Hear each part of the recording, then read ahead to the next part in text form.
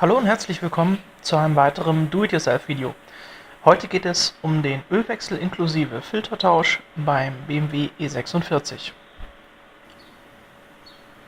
Wir brauchen einen neuen Ölfilter, einen Ölfilter-Deckelentferner, eine Ölwanne, einen Trichter, eine 17er Nuss und eine Ratsche. Des Weiteren ist es empfehlenswert, eine neue Ölablassschraube inklusive Dichtung zu besorgen.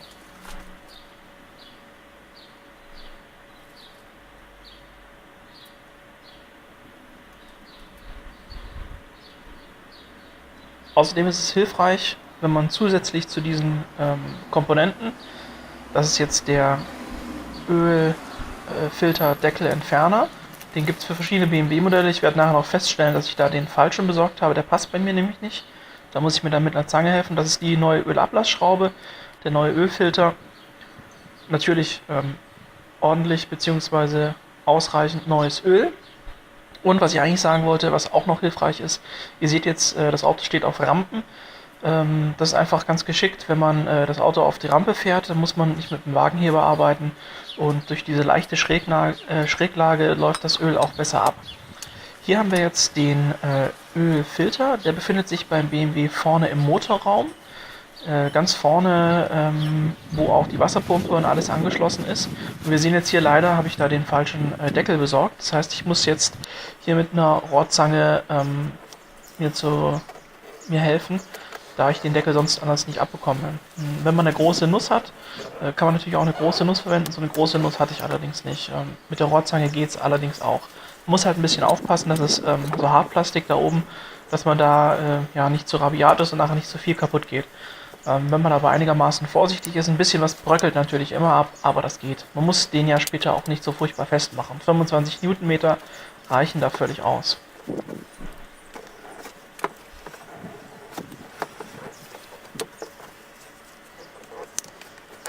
Das dauert jetzt ein bisschen.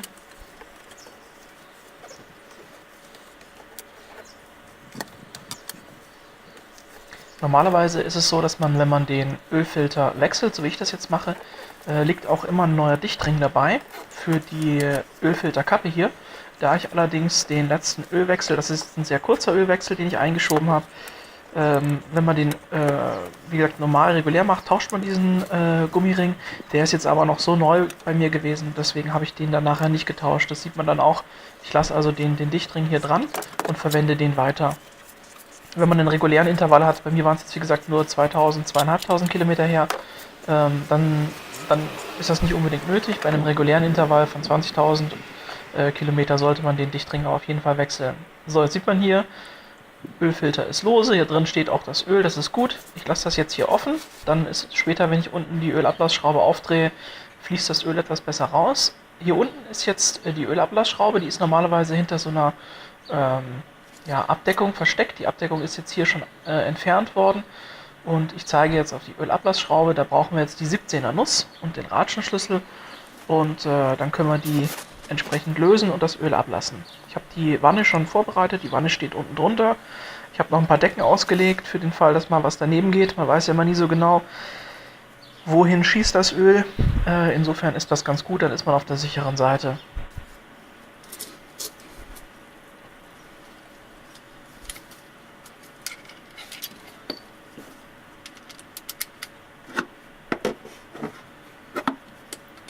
Ich habe jetzt hier den Trichter, den klemme ich jetzt hier so ein bisschen zwischen rein. Damit möchte ich den Ölstrahl auffangen und in Richtung Ölwanne leiten. Das hat beim letzten Mal sehr gut funktioniert, deswegen habe ich gedacht, ich mache es dieses Mal wieder. Jetzt gehe ich her und löse die Ölablassschraube.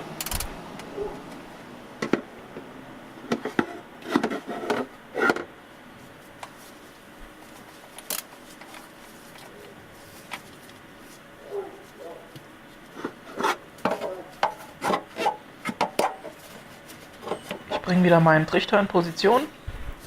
Ist dann auch überhaupt nicht schlimm, wenn die Ölablassschraube da irgendwie in den Trichter reinfallen sollte. Wir haben ja eh eine neue, insofern ist das kein Problem.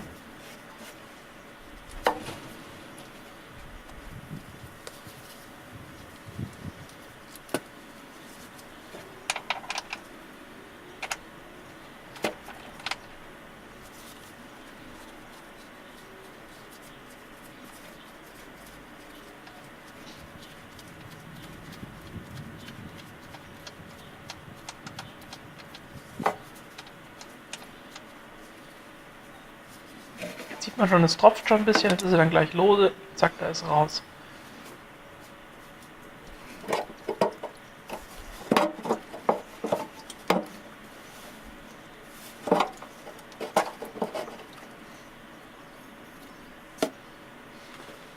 Jetzt habe ich den Trichter noch mal ein bisschen umpositioniert, sodass so der erste Strahl oder die ersten Liter, die rauslaufen, eben schön direkt die Ölwanne treffen. Und jetzt hat sich der Trichter auch schon von ganz alleine verabschiedet. Also, das letzte Mal hat es sehr gut funktioniert, diesmal war es nicht so toll, aber jetzt passt das auch. Jetzt ist nur im ersten Moment, dass man eben da diesen ersten Schwung abfängt und danach funktioniert das eigentlich wunderbar.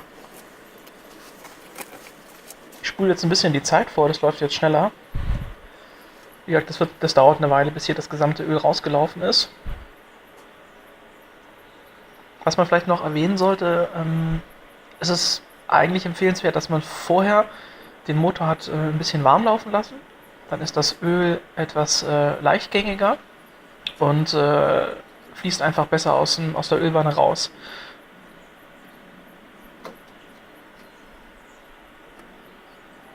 Müsst dann natürlich aufpassen, wenn ihr den Motor warm laufen lasst, dass er euch nicht die Finger verbrennt, wenn das heiße Öl dann auf die Finger läuft. Aber wie gesagt, ist auf jeden Fall empfehlenswert, das bei warmem Motor zu machen, sodass das Öl einfach, wie gesagt, etwas dünnflüssiger ist und besser rausläuft. Jetzt sehen wir schon, der Strahl wird immer dünner. Das dauert aber durchaus, sage ich mal, 15, 20 Minuten, bis das Öl wirklich komplett rausgelaufen ist, also bis es nur noch tropft. Also da muss man wirklich ein bisschen Geduld haben. Vielleicht dann in der Zwischenzeit einfach schon den Ölfilter tauschen, beziehungsweise vorbereiten. Das dauert einfach hier. Das wäre jetzt die neue Ölablassschraube, die kommt dann später an.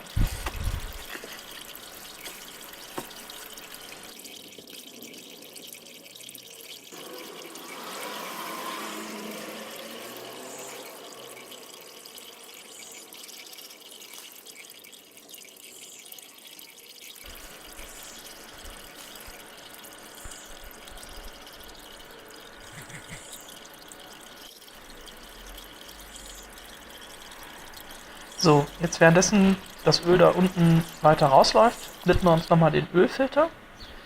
Wir nehmen den jetzt oben raus. Ich habe mir schon entsprechende Pappe zurechtgelegt, damit da nicht der Boden versaut wird. Und jetzt können wir den Filter tauschen. Was hier auch wichtig ist, wenn dieser Filter zu lange drin ist, also ihr, sag ich mal, einen sehr langen Intervall habt, dann kann das sein, dass der spröde und porös wird. Das heißt, macht eure Intervalle immer kurz und wartet nicht zu lange, sonst habt ihr nachher ein Problem, den Ölfilter hier zu entfernen. Wie gesagt, wenn der so ganz spröde ist, dann zerbröselt der einem. Das ist eine Riesensauerei. Also ruhig den Intervall ein bisschen früher machen, sagen wir mal 2000 Kilometer früher, so bei 18.000 Kilometern oder sowas. Das tut dem Motor gut und ihr habt es nachher einfacher, hier den Filter zu wechseln. Man sieht jetzt hier, das wie gesagt, war jetzt ein super kurzer Intervall, das natürlich macht man normalerweise nicht. Ich hatte nur den letzten, wie gesagt, etwas länger und habe dann deswegen diesen jetzt sehr kurz gemacht, um den Motor dadurch auch noch mal ein bisschen zu reinigen, um die ganzen Verunreinigungen und sowas mit rauszuspülen. Und jetzt einfach alter Filter raus, neuer Filter rein, ganz runterdrücken, ne, dass wir sozusagen wieder diese beiden Dichtringe rausschauen. So tief muss er reingehen.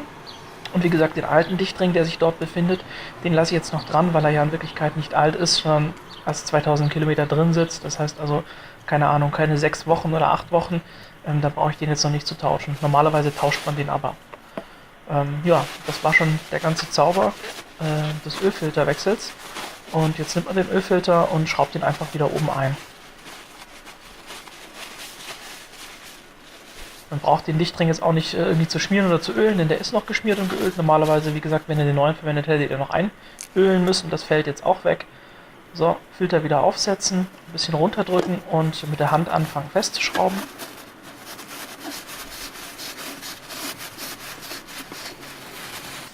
Ihr merkt dann schon, sobald das greift, dann eben einfach so weit schrauben mit der Hand, wie es geht. Und die letzten paar Zentimeter dann einfach im Idealfall, wie gesagt, mit dem richtigen Werkzeug. Ich hatte das jetzt leider nicht zur Hand, dann einfach wieder mit der Rohrzange festmachen, sodass nachher kein Spalt mehr vorhanden ist. Und wie gesagt, bloß nicht zu fest, es steht ja auch dick drauf, 25 Newtonmeter, also nur handfest und so, dass da eben nachher kein Schlitz mehr ist zwischen Ölfilterdeckel und Ölfiltergehäuse. Das soll einfach fest aufsitzen, beziehungsweise halt kein Spalt mehr vorhanden sein. Das zeige ich jetzt auch gleich nochmal. Genau.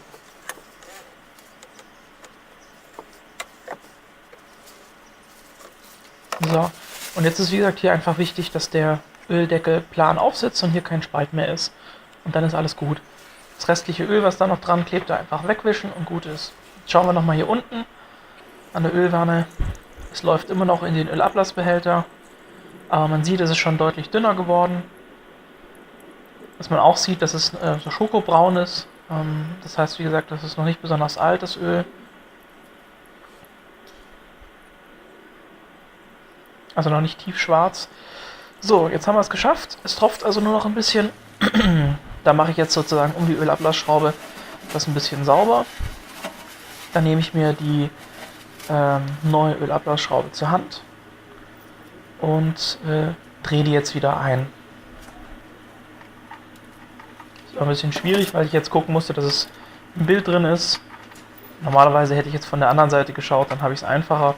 So brauche ich noch einen Anlauf, bis sie dann nachher wirklich drin sitzt.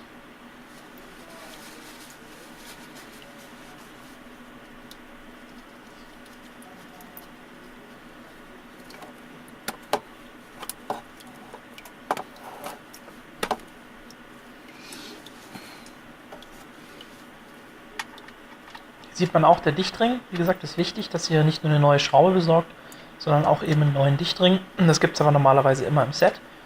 Schraube und Dichtring. Und dann ist halt auch wichtig beim Festdrehen jetzt bloß nicht zu festdrehen.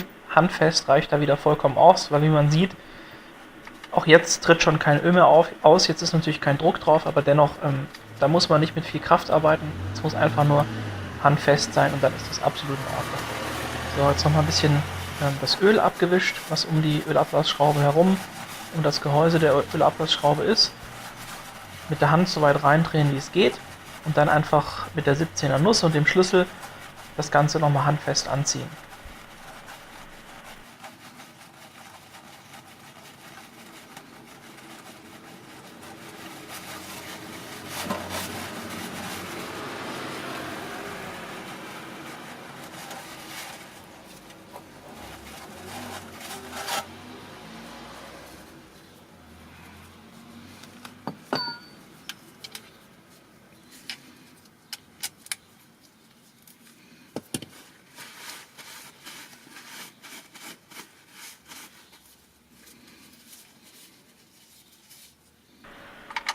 er Nuss und den Schlüssel ansetzen und das Ganze handfest ziehen.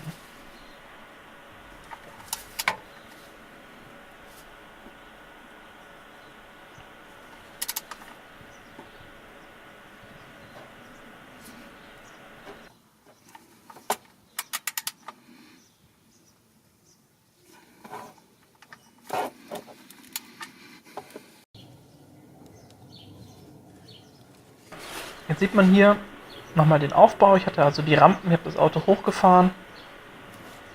Jetzt packe ich den alten Ölfilter wieder in den Karton und dann kommt er eben in den Sondermüll. Zusammen mit den ganzen öligen Tüchern. Das Altöl, das fülle ich ab in den leeren Ölkanister, den ich dann nachher habe, wenn ich den Motor befülle. Und das Ganze kann man dann beim Baumarkt oder beim Händler abgeben, wo man das Öl gekauft hat. Hier ist jetzt die Ölauffangwanne mit dem Altöl drin. Die ziehe ich jetzt unterm Auto hervor, baue jetzt alles ab. Und wenn dann alles abgebaut ist, ist ganz wichtig, Auto noch nicht starten. Erstmal nur Gang rausnehmen, Handbremse lösen, Auto langsam zurückrollen lassen, von den Rampen runter, sodass er wieder gerade steht. Dann Öl auffüllen und erst dann starten. Hier sieht man jetzt, wie gesagt, das Öl sieht noch relativ gut aus, weil es eben nur ganz kurz drin war. Das war einfach so ein Reinigungszyklus, den ich da jetzt reingeschoben habe. Also normalerweise hätte man das Öl noch nicht wechseln müssen, aber ich wollte halt einen Reinigungszyklus machen. Das Auto hat schon sehr viele Kilometer und da tut das zwischendurch mal ganz gut. Ja, Und jetzt neues Öl einfüllen. Wie gesagt, Auto erst von der Rampe runter, rollen lassen, Öl auffüllen, Öl kontrollieren, Auto starten, kleine Testfahrt, nochmal alles auf Dichtigkeit prüfen, vielleicht nochmal Öl nachfüllen. Ja, und dann war's das auch schon. Also dann, bis zum nächsten Mal.